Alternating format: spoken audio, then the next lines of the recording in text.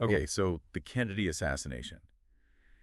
You know, it's one of those things that just stays with you, right? It's like this huge historical event, but it's also this really personal tragedy. Yeah. And every time they release these new files, these like classified documents, I always get kind of hooked again. It's like, what don't we know yet? You know, Yeah. like what's still hidden in there? Right. It's like they're peeling back layers of history. Yeah, Yeah. exactly. And that's kind of what we're going to be doing today, right? We're going through these newly released documents and kind of trying to see, like, is there anything in here that suggests there was stuff, that maybe the government was holding back, like particularly in the years leading up to the assassination? That's what I find really fascinating. It's a puzzle, right? And these documents, they may not be directly about November 63, but they give us these really intriguing snapshots of what the intelligence world was like back then. We've got memoranda from October 59, early 62, even a transcript from an audio recording from way back then. So it's not about definitive answers, but more like, are there clues here that point to, maybe hidden agendas or how much the government knew about stuff going on, especially with all the anti-Castro stuff in Cuba? Okay, yeah, that's what we're honing in on. Not trying to solve the whole assassination, but looking at what these documents might tell us about what the government was aware of, and especially when it came to like the efforts against Castro. All right, so this first document, the one that kind of like made me sit up and take notice, is a memorandum for the record, dated October 20, 1959. Now, this is summarizing a tape-recorded conversation that happened just a couple days earlier. The timing itself is fascinating. Right? Like, this is so early, way before the Bay of Pigs. Castro's regime is just getting started. And already you've got discussions popping up about potential plots against him. I mean, it makes you think about, like, how concerned certain people were right from the get-go. Right, and this recording, it was brought up from Miami to Washington by a guy named Owen Floyd.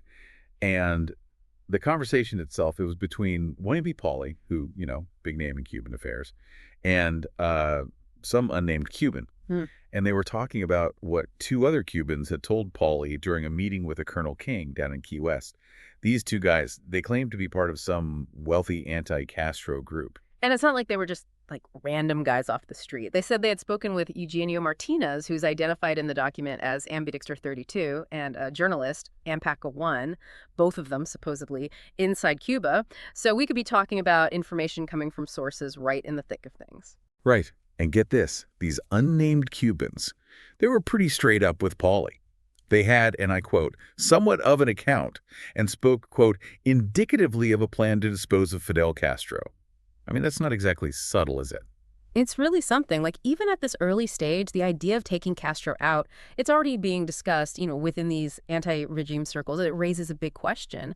How seriously was U.S. intelligence taking these plans? Were they just blowing it off, or were they keeping tabs on what was going on? Good question. And the memo, it goes on to say that a leader of this, like, big anti-Castro group based in Santiago de Cuba, a guy named Pedraza, he was really pushing for this group to take action. He thought they were better prepared than others. They claimed to have organization in 3 provinces already, Oriente, Camagüey, and Santa Clara, but they needed to get a foothold in Pinar del Rio and Havana Matanzas. Gives you an idea of how the anti-Castro movement was kind of scattered but ambitious. It's interesting, right? Pedraza, he's assessing his own group, thinking they're the ones who should be leading the charge. Makes you think there was a lot of competition going on between these different anti-Castro factions, all wanting to be the big dog. And did U.S. intelligence even know about this? Like, the inner workings of these groups? Did they know what Pedraza was aiming for? And here's where it gets really interesting, especially when we're thinking about what might have been kept quiet. These Cubans, they told Pawley straight up that they needed 2 things: moral backing and money. They even said that Cuban exiles were scared to start revolutionary groups without cash or the U.S. government's, like, explicit support. Pretty clear sign of what they were hoping for, right? Totally. They felt they needed the U.S., or at least the U.S., to look the other way for any serious action against Castro. So you have to ask, how much did the U.S. know about this? Were they giving any kind of, even unofficial nudges or winks? This could be huge in understanding what came after. Right. And the memo goes on to say these Cubans felt there was, and again I'm quoting, utter poverty among the anti-Castro groups, and not enough for the average Cuban to get riled up about. Castro, at that point, the economy was doing okay. This is such a great insight into the problems these early anti-Castro guys were facing. It wasn't just about hating Castro. They knew they needed real issues to get people on their side. The fact that they saw this decent economy as a problem, it shows they were pretty savvy, like they understood what made people tick. Yeah, exactly. And Pawley, he seemed to agree, thought it was too risky to try anything until the Cuban economy went south. So here we are, 1959, and you've got these anti-Castro folks talking about getting rid of Castro, wanting help from the U.S., but also knowing it's tough because things in Cuba are, relatively stable. Okay, fast forward now to February 5, 1962. Different kind of document now.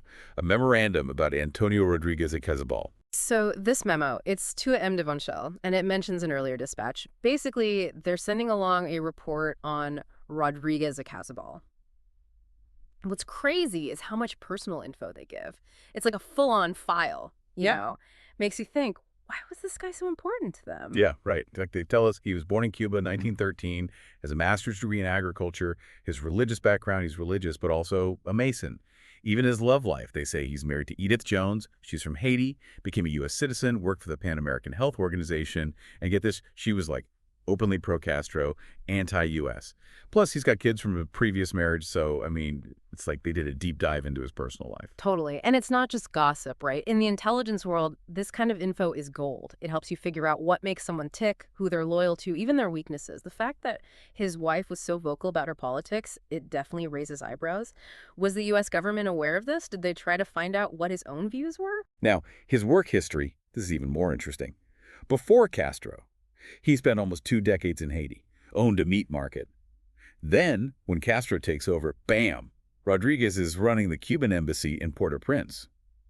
But then, July '59, an invasion from Cuba and the Dominican Republic accuses him of being involved. They kick him out, he closes the embassy, heads back to Cuba. It's like his whole world gets turned upside down. Definitely some major upheaval. I mean, getting publicly accused of being on an invasion, that's not your typical diplomat stuff.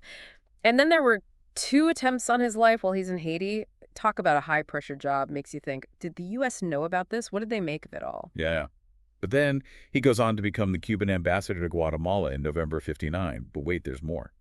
In March '60, the Guatemalan government tells him to get lost. They say he was doing stuff inimical to their interests. It basically means he was up to no good. And then, November '60, he's off to Karachi, Pakistan, as the Cuban ambassador there. Man, he got around. And that whole Guatemala thing, that's got to be a red flag, right? Totally. Getting kicked out like that usually means you were doing some shady stuff, like spying or messing with their internal affairs. You got to think the U.S. intelligence folks were paying attention to that. Were they keeping tabs on him all along? Okay. And then, late 1961, he decides to defect. Yeah. Shows up in France, January '62, and then they let him go to Martinique at the end of the month. Yeah. And here's the kicker. The memo specifically asks for any info from the French debriefing of Rodriguez. They want to know why he quit and what he's planning to do next. I mean, they were really interested in this guy. It shows you how important his defection was to the U.S. They figured he knew stuff that could be valuable, and he was in a good position to know things, being a diplomat and all. He could have known about what was going on inside the Cuban government, their dealings with other countries, maybe even stuff the U.S. wouldn't want getting out. For sure. Okay, last document now. This one's from after the assassination, January 29, 1964. It's about the Lee Harvey Oswald case. So it's after November '63, but it brings up connections to people and stuff that happened before. Yeah, this one's by M.D. Stevens, and it's about people who were connected to Oswald, even if it was indirectly, or to Cuba before the assassination. The fact that the government's already looking back at this stuff so soon after Kennedy is killed, that's pretty telling in itself. What were they trying to dig up? Right off the bat, the first paragraph, it mentions a newspaper column that claimed Lenin Scott, a legal officer at the State Department, was one of the 2 main people who let Oswald come back to the U.S. from the Soviet Union in June '62. The other was a woman at the U.S. Embassy in Moscow. Makes you wonder, how did they decide to let him back in? Was there any pushback or worry about it at the time? Absolutely. Like, who made the call? What were they thinking? Did anyone even consider that it might be risky to let him back in? These are questions people have been asking for, like, forever. Then, paragraph 2 talks about Abram Chayes, the legal advisor at State, giving security approval for some guy named J. Foster Collins to talk to someone. March '63. And get this, the request for Chayes clearance was marked blanket, and it mentions NSC 542 stuff on a need-to-know basis. Sounds pretty hush-hush, right? Like serious national security stuff. Oh, yeah. Blanket clearance. And that NSC 5412, that's big-time stuff. NSC 5412, those were directives for covert operations. So this means that whatever Chayes approved, it was tied to some seriously sensitive intelligence work. What info were they sharing? What was this need-to-know operation all about? Now, paragraph 5, it brings in Representative Francis E. Walter. He was the chairman of the House Committee on Un-American Activities, the HUAC. And he was worried about State Department rules for passports. He thought they were letting Reds and other subversives snoop around in confidential FBI files, CIA files, all that. He even names Abram Chayes specifically. This shows you how intense the anti-communist stuff was back then and how suspicious people were of folks within the government. Walter, he was all about rooting out communists. It was a huge thing during the Cold War. And him accusing Shays like that, especially about giving people access to top secret info, it shows you how tense things were in the government, how much distrust there was. Paragraph 6 brings up Samuel Wise. He's counsel at the U.S. Embassy in Moscow. Turns out he used to work on a project called assassinate, some kind of contract thing. Yeah. They looked at his file in '54, and by September '62, he's second secretary in Moscow, advising the State Department.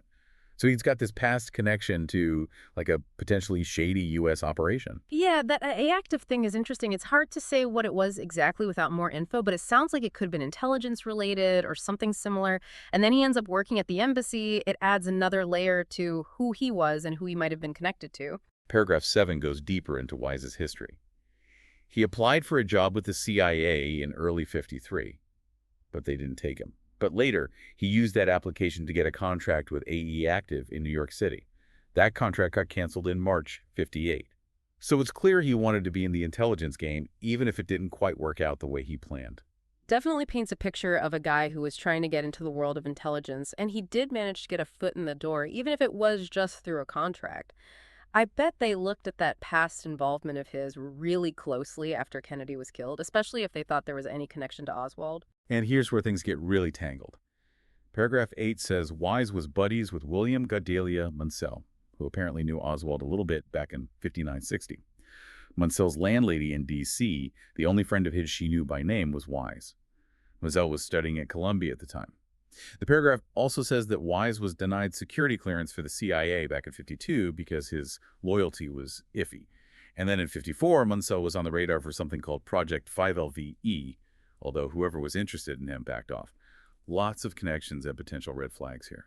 This paragraph is packed with stuff, right? You've got Oswald, Munsell, Wise, and then these past concerns about Wise and Munsell's link to Project 5LV. Who knows what 5L was about exactly, but the fact that Munsell was of interest to them, it suggests some kind of intelligence connection, or at least something they were looking into.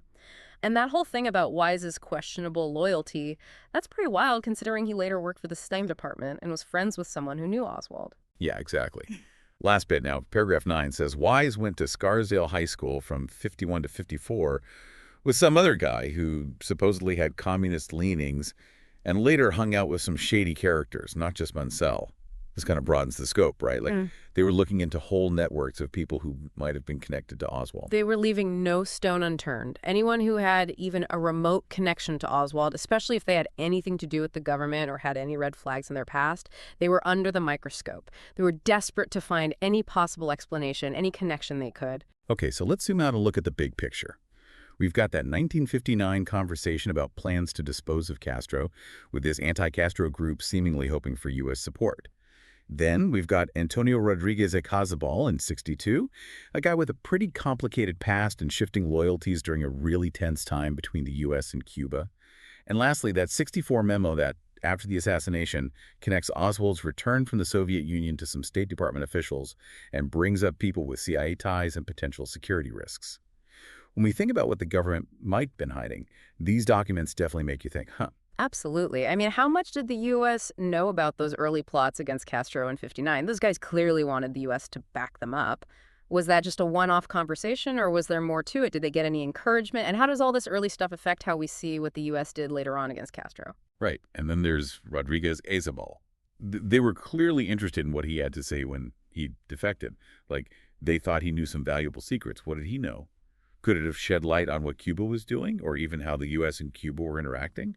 Stuff the government might have wanted to keep quiet. His moving around from embassy to embassy and that whole Guatemala thing, there's definitely more to that story. For sure.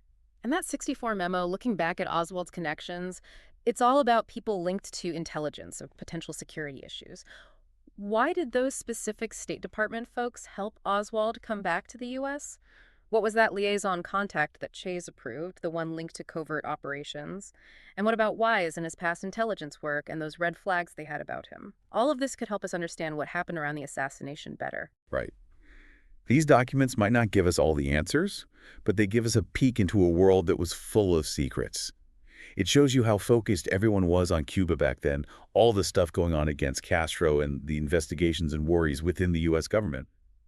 And it definitely looks like there was a lot going on behind the scenes, stuff they didn't want people to know about. It makes you wonder, right? Was there more to the story than we've been told? What other secrets are still buried in all those files they're releasing? Even now, after all this time, these little pieces of the puzzle make us question what really happened with Kennedy. Absolutely. It makes you want to keep digging, go through those original documents yourself, and see what else you can find. These are just a few examples of the many things that keep us asking questions about the Kennedy assassination. Thanks for joining us for this deep dive. Yeah, thanks for having me. It's been fascinating. Absolutely. Until next time. See you then.